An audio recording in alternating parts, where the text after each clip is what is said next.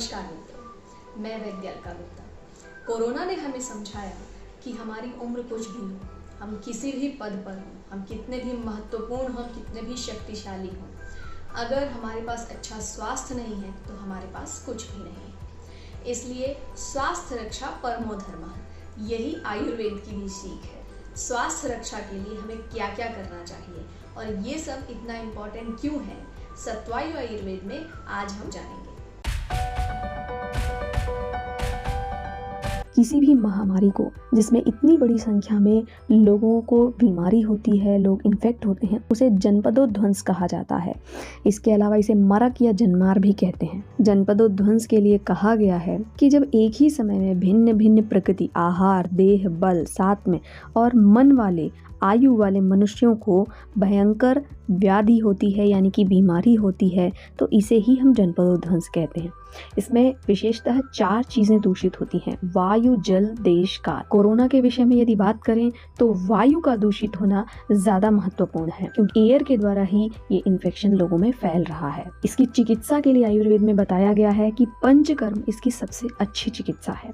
रसायन का देना, यानी कि शरीर की इम्यूनिटी बढ़ाने वाली औषधियों को देना ही इसकी चिकित्सा बताया गया है। सद्व्रत का पालन करना भी इसकी चिकित्सा बताया गया है, क्योंकि किसी भी जनपदोध्वंस का कारण आयुर्वेद में अधर्म को बताया गया है। अधर्म का अर्थ केवल धार्मिक रूप से बताए गए अधर्म नहीं है, बल्कि शरीर के प्रति किया गया अधर्म भी अधर्म ही है। जरूरत से ज्यादा बिना सोचे विचारे भोजन करना, व्यायाम न करना, इसके अलावा देर तक सोना, ये जो सारे अधर्म हम अपने शरीर के प्रति करते हैं, ये भी कहीं न कहीं इन रोगों का कारण है। कोरोना जैसी महामारी में भी हमने देखा कि ये बीमारी उन लोगों को ज्यादा हो रही है जिनका आहार विहार, खान पान की आदतें खराब है, या गलत तरीके का खान पान करने के कारण जिनके शरीर की इम्यूनिटी लो है। और इन सब कारणों से जिन्हें डायबिटीज, बीपी या फिर हाइपोथायराइडिज्म या मोटापा, इस तरह की कोई भी बीमारी है, हृदय से संबंधित कोई भी रोग है, उन्हें इस बीमारी ने ज्यादा परेशान किया, उन्हें कॉम्प्लिकेशंस ज्यादा हुए और कई लोगों की तो मृत्यु भी हुई। इसके लिए ये समझना जरूरी है कि ऐसी लाइफस्टाइल ज्यादातर लोग क्यों अपनाते हैं, क्योंकि सुख उनकी नजर में देर से उठना, जब मन करे जितना मन करे सोना, टेस्ट के लिए कुछ भी खाना, कितनी भी मात्रा में खाना और कभी भी खाना, व्यायाम न करना, ये सारी आदतें ज्यादातर लोगों की नजर में सुख होती हैं, पर ये असली सुख नहीं है। आरामदायक जीवन जीने का अर्थ अगर यही है तो इसके द्वारा आपको मिलता है ढेर सारी बीमारियां, लो इम्यूनिटी, मानसिक अशांति और भी बहुत कुछ। तो फिर क्या है सही दिनचर्या? आयुर्वेद के अनुसार यदि आप सात्विक दिनचर्या का पालन करते हैं तो आप सच में सुखी और स्वस्थ रह सकते हैं। इन 3 नियमों में सबसे पहला है सुबह जल्दी उठना। आयुर्वेद कहता है ब्रह्म मुहूर्ते उत्तिष्ठो स्वास्थ्य रक्षार्थम आयुषा। इसका अर्थ है कि सूर्योदय के पहले उठना चाहिए ब्रह्म मुहूर्त में। ब्रह्म मुहूर्त का समय सुबह सूर्योदय के 1.5 घंटे पहले माना जाता है। इसलिए ज्यादातर भारत में जो सूर्योदय होता है वो 6:15 से 7:15 के बीच में होता है। इसलिए सुबह 4:45 यानी कि 4:45 बजे से 5:45 यानी कि 5:45 बजे तक अगर आप उठते हैं तो ये आपके लिए उठने का सही समय है। और ज़्यादातर लोग इस समय के बाद ही उठते हैं। सुबह देर तक सोते रहना ज़्यादातर लोगों की जीवन शैली का हिस्सा बन गया है और सुबह जल्दी उठने की सलाह देना जैसे कोई सजा। पर क्या आपको पता है कि सभी सक्सेसफुल, सभी विद्वान लोग, सभी जो सफल लोग हैं वो सुबह जल्दी उठते हैं और उनकी एनर्जी और हेल्थ का बने रहने का ये एक मेन कारण है। सुबह सुबह जल्दी उठने से मन और शरीर पर कफ का आवरण नहीं रहता है, इसलिए स्मृति, बुद्धि, ऊर्जा और उत्साह अपने उच्चतम स्तर पर होता है। नए विचारों को और कुछ भी समझने की, याद करने की शक्ति सबसे अच्छी होती है। इसके अलावा कफ का आवरण नहीं होता है, इसलिए वात का जो फ्लो होता है वो अच्छा होता है, यानी पेट की तकलीफ नहीं होती है, पेट साफ होना अच्छी तरह से होता है। इसके अलावा यदि आप सुबह जल्दी उठते हैं तो आपको सुबह के सारे काम करने के लिए समय मिल जाता है, जिसके कारण मानसिक तनाव नहीं होता है, गुस्सा नहीं आता है, भाग दौड़ नहीं होती है। लो मेटाबॉलिज्म जिन लोगों को है या जिन्हें अग्निमांद है, जिन्हें पित्त की बीमारियां हैं, वो भी अगर सुबह उठते हैं तो उन्हें बहुत लाभ होता है, क्योंकि उन्हें डायबिटीज, स्ट्रेस के कारण होने वाली बीमारियां, हाइपोथायराइडिज्म या फिर बीपी की बीमारी, हाइपरटेंशन, ये सारी नहीं होती हैं। आजकल बच्चों को भी पोयम में early to bed early to rise makes a man healthy wealthy and wise नहीं सिखाया जाता है, जो कि बहुत महत्वपूर्ण है। स्वस्थ मन और स्वस्थ शरीर के लिए ये बहुत आवश्यक नियम है। रात को जल्दी सोना, यानी कि रात को 9 से 10 के बीच में सो जाना और सुबह जल्दी उठना। अगर आप इस वैदिक शास्त्र के नियम का विश्वास नहीं करते हैं तो नए युग की कई किताबों को पढ़कर भी आप इसकी इम्पोर्टेंस समझ सकते हैं। सुबह उठने की आदत अगर आप लगाना शुरू करते हैं तो 1-2 महीने तक आपको ऐसा लग सकता है कि आपको नींद आ रही है, आपको आलस आ रहा है, आपकी नींद पूरी नहीं हुई, लेकिन जब आप दृढ़ निश्चय के साथ इस नियम को फॉलो करते हैं तो आपको इसके फायदे दिखाई देने लगते हैं।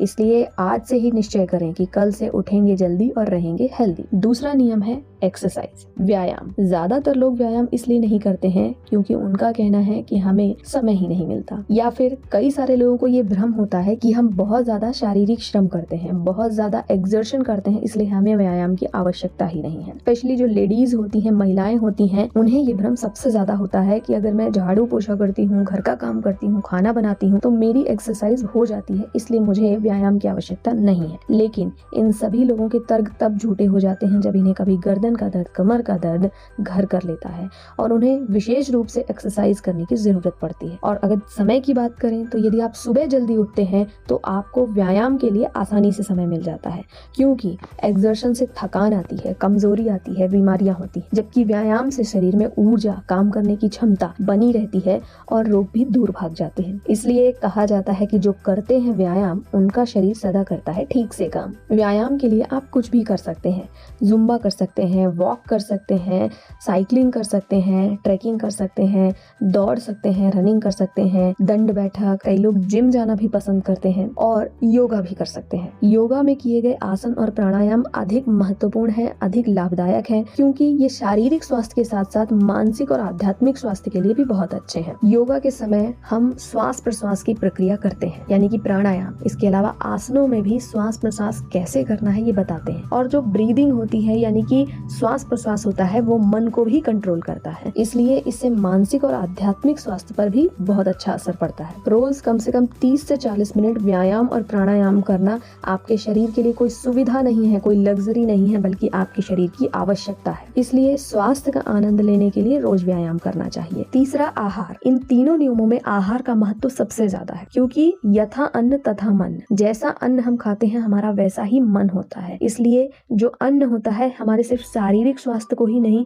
बल्कि मानसिक स्वास्थ्य को भी गवर्न करता है, मानसिक स्वास्थ्य पर भी असर डालता है। क्यों हम अपनी पारंपरिक स्वास्थ्य वर्धक परंपराओं से दूर होते जा रहे हैं? ज्यादातर लोग ये विचार करते हैं कि जो हमें नहीं मिला वो हम अपने बच्चों को देंगे, जैसे कि सुख सुविधाएं, देर तक सुबह सोना, जंक फूड, होटलिंग, कभी व्यायाम न करना पड़े, जो कि स्वास्थ्य के लिए बहुत ही खराब होता है। ये हेल्दी लाइफस्टाइल नहीं है। लेकिन हमें जो अच्छा मिला वो हम अपने बच्चों को नहीं दे पा रहे हैं, जैसे कि एक स्वस्थ दिनचर्या, एक पॉल्यूशन फ्री वातावरण, एक लंबा स्वस्थ जीवन और जीवन जीने के लिए समाधान और खुशी की मानसिकता। इसलिए भोजन को आज मन के हिसाब से हमने ढाल लिया है, जबकि भोजन हमारी सुविधा नहीं, हमारी जरूरत है। हमारी जरूरत के हिसाब से हमें जितना खाना चाहिए, जैसा खाना चाहिए, वही सही आहार है, वही सही भोजन है। इसके लिए सबसे पहले तो सात्विक आहार लेना चाहिए। इसका अर्थ है कि ज्यादा मिर्च मसाले वाला, ज्यादा तेल वाला भोजन नहीं करना चाहिए। सूर्यकाल भोजन विधि का पालन करना चाहिए, क्योंकि हमारी जो जठराग्नि होती है, खाना पचाने की शक्ति होती है, उसे भी ऊर्जा सूर्य से ही मिलती है। इसलिए सूर्यकाल भोजन विधि का पालन करना चाहिए। एक बार के खाए हुए भोजन का पूरा पाचन हो जाने पर ही दूसरा भोजन करना चाहिए, क्योंकि अगर हम भोजन न पचा होने पर दूसरा भोजन करते हैं तो ये कच्चा पक्का भोजन मिलकर आम का निर्माण करता है, जो कि शरीर में ज्यादातर बीमारियों का कारण होता है। इसलिए खाना भूख लगने पर ही लेना चाहिए और पानी प्यास लगने पर ही लेना चाहिए। यही सर्वसाधारण नियम है। जरूरत से ज्यादा और असमय भोजन और जरूरत से ज्यादा पानी, ये दोनों ही शरीर में बीमारियों का घर बनाते हैं। 2 बार खाना खाना, यानी कि 2 मेजर डाइट शेड्यूल का फॉलो करना चाहिए। 2 बार खाना खाना और 1 बार पेट साफ होना, यही एक आइडियल बॉडी रूटीन है। इसलिए लंच और डिनर, यही 2 मुख्य आहार आपको लेने चाहिए। इसके अतिरिक्त अगर आपको भूख लगती है तो फलों के जूस, सब्जियों के सूप या फिर चावल की पेया जिसे बोलते हैं वो भी आप ले सकते हैं। ऐसी चीज़ें न सिर्फ अग्नि को बढ़ाती हैं, यानी कि पचाने की शक्ति को बढ़ाती हैं, और पोषण भी देती हैं। हफ्ते में कम से कम एक बार आयुर्वेदिक उपवास करना चाहिए, यानी कि एक काल भोजन विधि का पालन करना चाहिए। आयुर्वेद में उपवास का अर्थ भूखे रहना बिल्कुल नहीं है, बल्कि जिस दिन आप उपवास करते हैं उस दिन ये प्रयास करना चाहिए कि ज्यादा नमक और ज्यादा शक्कर वाला भोजन नहीं करना चाहिए। एक ही बार अगर आप खाना खा सकते हैं तो सबसे बेस्ट है। आपके खाने में सभी प्रकार के रस होने चाहिए, मीठा, खट्टा, खारा, तीखा, कड़वा और कसैला। ज्यादातर लोग मीठा, खट्टा, खारा और तीखा स्वाद तो अपने भोजन में लेते हैं, लेकिन कड़वी और कसैली चीजें नहीं लेते हैं। ज्यादातर पित्त और कफ से होने वाली बीमारियों के लिए कसैली चीजें और कड़वी चीजें ज्यादा लाभदायक है। इसके लिए गुड़ुची, आंवला, परवल की सब्जी, करेला, नीम, इन सब का प्रयोग करना चाहिए। इसके अलावा हर रस का संयमित मात्रा में ही सेवन करना चाहिए। बहुत ज्यादा मीठा या बहुत ज्यादा खट्टा या बहुत ज्यादा खारा या तीखा खाना भी स्वास्थ्य के लिए हानिकारक। बहुत ज्यादा पत्तेदार सब्जियों को भी नहीं खाना चाहिए या कच्चे सलाद का सेवन नहीं करना चाहिए। लोगों में ये भ्रम होता है कि पत्तेदार सब्जियों में बहुत सारी अच्छी चीजें होती हैं, इसलिए उन्हें बार बार खाना चाहिए, ज्यादा खाना चाहिए। लेकिन पत्तेदार सब्जियां पचने में बहुत कठिन होती हैं। इसके अलावा अचाक्षुष से होती हैं, यानी कि आंखों की बीमारियां करती हैं। Fast food, junk food, bakery product आदि जो भी पारंपरिक आहार नहीं है वो हमारे शरीर के लिए हानिकारक है, इसलिए इन सभी को तुरंत छोड़ देना चाहिए। ज्यादातर कोरोना के समय में लोगों को ये बताया गया कि प्रोटीन डाइट लेनी चाहिए। बहुत ज्यादा प्रोटीन डाइट लेना भी स्वास्थ्य के लिए हानिकारक है, क्योंकि प्रोटीन को पचने में अधिक समय लगता है, अधिक ऊर्जा लगती है। स्पेशली अगर आपको अभी अभी कोरोना इन्फेक्शन हुआ और आपने इस तरह की डाइट का इस्तेमाल करना शुरू कर दिया तो आपकी खाना पचाने की शक्ति वैसे ही बहुत मंद होती है। ऐसे में अगर आप बहुत ज्यादा प्रोटीन डाइट का सेवन करते हैं तो और ज्यादा मंद हो सकती है, खाना पचता नहीं है अच्छे से और कई सारी बीमारियां होने लगती हैं। इसके अलावा आयुर्वेदिक दिनचर्या का पालन करना, यानी कि नस्य, गंडूस, मालिश, सोने से पहले हाथों और पैरों में तेल लगाना, ये सब भी जरूरी होता है। इसलिए इस आयुर्वेदिक दिनचर्या का पालन कीजिए, स्वस्थ रहिए, निरोगी रहिए। धन्यवाद।